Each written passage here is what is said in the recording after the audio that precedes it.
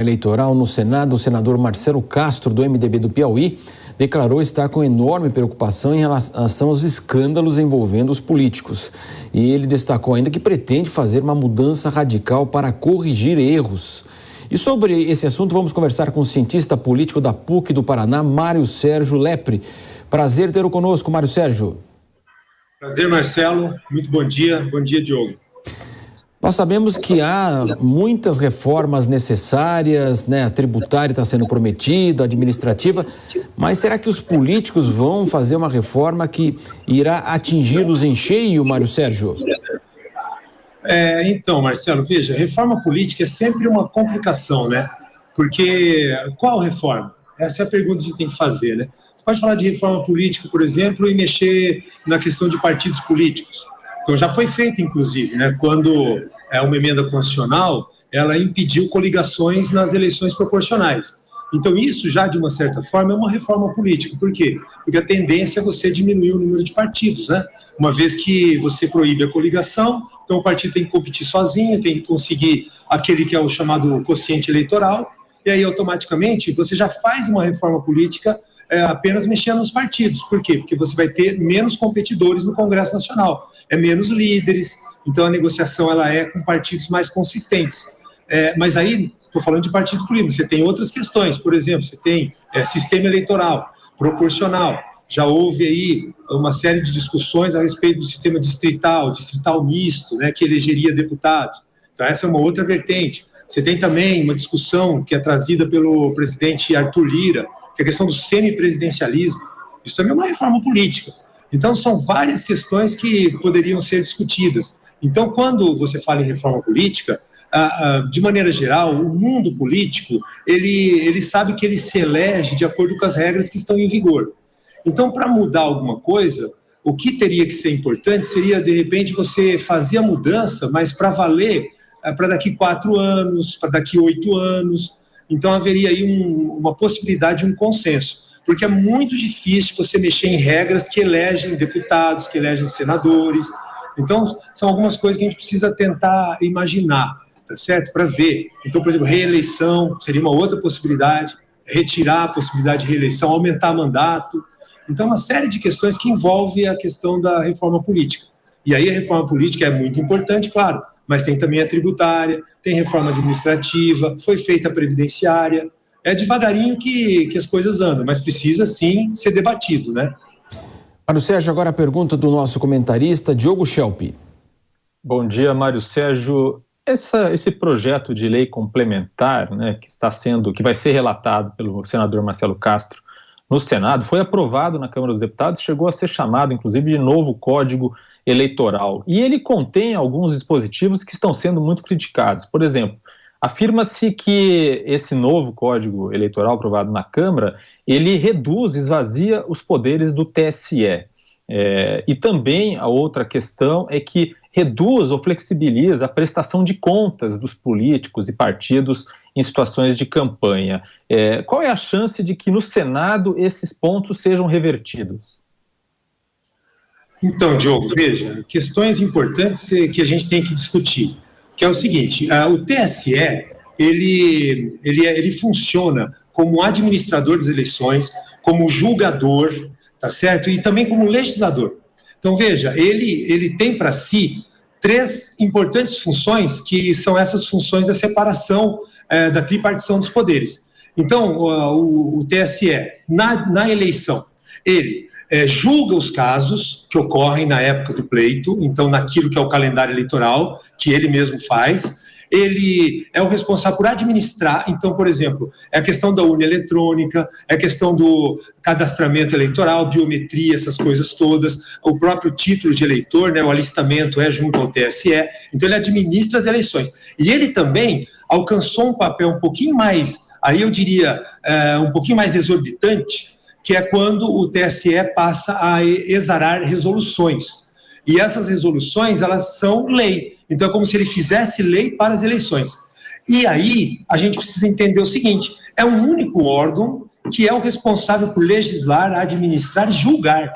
Então, talvez esse seja um ponto que precisa ser analisado, sim. Então, o excesso de resoluções que o TSE exara durante o pleito, talvez isso tenha que ser alvo de legislação feita pelo Congresso Nacional, para que o Congresso Nacional discipline. Então, até que ponto que o TSE pode atuar, além daquilo que seria apenas regulamentar o processo eleitoral. Então, isso aconteceu no ano passado, quando eles fizeram algumas resoluções lá, que acabaram praticamente, vamos dizer assim, mas censurando, né?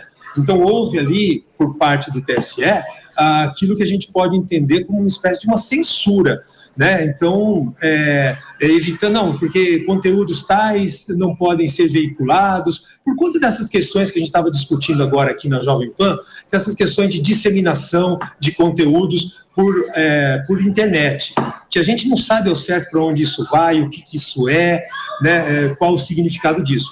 Mas o fato é que a gente tem que verificar exatamente o ponto do TSE como legislador. Isso eu acho que tem que ser contido por lei, porque quem tem que legislar é o Congresso Nacional. Então esse é um ponto importante que a gente tem que deixar bem claro. Agora, Mário Sérgio, até o senador, né, Marcelo Castro, garantindo aí, está preocupado com os escândalos envolvendo políticos. De fato, a percepção pela sociedade, nós tivemos a Lava Jato, né, praticamente ninguém foi punido, a punição não foi levada até o final, não houve julgamento, enfim, a maioria que estava envolvida já está solta, a gente sabe disso. Poderia haver, de fato, aí um interesse dos próprios políticos fazer essa autopunição? Então, o legislador, né, porque nós temos que ter em mente o seguinte, Marcelo, o legislador é ele quem tem que disciplinar o que é do interesse da sociedade. Então, isso é uma coisa que tem que ficar bem clara, né? Então, quando eles começam a atuar, na verdade, são aqueles a quem o povo atribuiu essa função. Óbvio que os interesses depois, né, da eleição, eles passam a ser sempre, muitas vezes por conta de questões, né, que são importantes para alguns grupos e não para outros. Então, muitas vezes, ocorre sim, sem dúvida alguma, que as discussões elas caminhem de acordo com aquilo que o relator tem mais interesse. Então, por exemplo, questões aí que dizem respeito a punições de político, essas coisas. Então, quem legisla está muito interessado nessas questões. Então, isso é algo que nós temos que lidar com isso. O mundo inteiro é assim. Por quê? Porque quem faz a lei, muitas vezes pode, sim, ser aquele que recebe a força da lei, né? Depois, na ponta, quando comete ilícitos e etc. e tal. Mas a democracia funciona assim, ou seja, as discussões elas têm que ser realizadas nesse ambiente, que é o ambiente que o cidadão entregou. Por quê? Porque quem representa os interesses da sociedade é o legislador. Então, ficando por conta dos legisladores, sabe, Marcelo, a gente às vezes acha que eles demoram muito para decidir, existe uma série de interesses que percorrem ali aqueles corredores e etc. e tal, mas o que eu acho que a gente tem que deixar bem claro aqui é o seguinte: é papel do legislador legislar.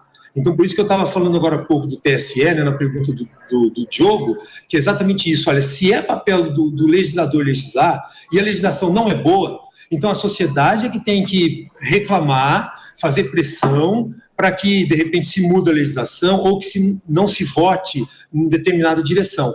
Mas que é competência do legislador fazer isso é competência do legislador. Então, nós temos que pressionar. Eu acho que a sociedade tem um amadurecimento suficiente para que isso ocorra. Então, compete a nós, compete à imprensa, compete a quem está no ambiente da sociedade, a verificar, olha, o que estão discutindo? Vai ser colocado em votação quando? Esse debate já foi feito audiências públicas, é do nosso interesse, não é? Então, aí a pressão nas redes sociais. Então, por isso, o cuidado também que a gente tem que ter em relação às redes sociais. Por quê? Porque tentar estrangular redes sociais, eu acho que não é de bom tom naquilo que a gente tem de democracia. Por quê? Porque é ali que ocorrem muitos daquilo que a gente chama de debates dentro da sociedade e que resultam naquilo que seria a ressonância no Congresso Nacional. Então, isso tem que ser muito bem analisado para que a gente possa ter liberdade para que as pessoas possam discutir e aí o Congresso Nacional repercutir as discussões e, obviamente, votar na melhor forma possível que seria o consenso sobre aquilo que interessa à sociedade, né? Exatamente, aí a importância do voto, por isso que quando você vota, como você disse, você delega, portanto, aí que ele vá se representar lá no Congresso, na Câmara, na Assembleia Legislativa e, portanto, é por isso que você precisa acompanhar o que fez aquele candidato, o que faz aquele político para poder cobrar, evidentemente, e lembrar se vai votar de novo ou não nele na próxima eleição. Conversamos então com o cientista político da PUC do Paraná, Mário Sérgio Leffre. Muito obrigado pela participação do senhor, até mais. Eu que agradeço. Bom dia. Bom dia, são 11 horas.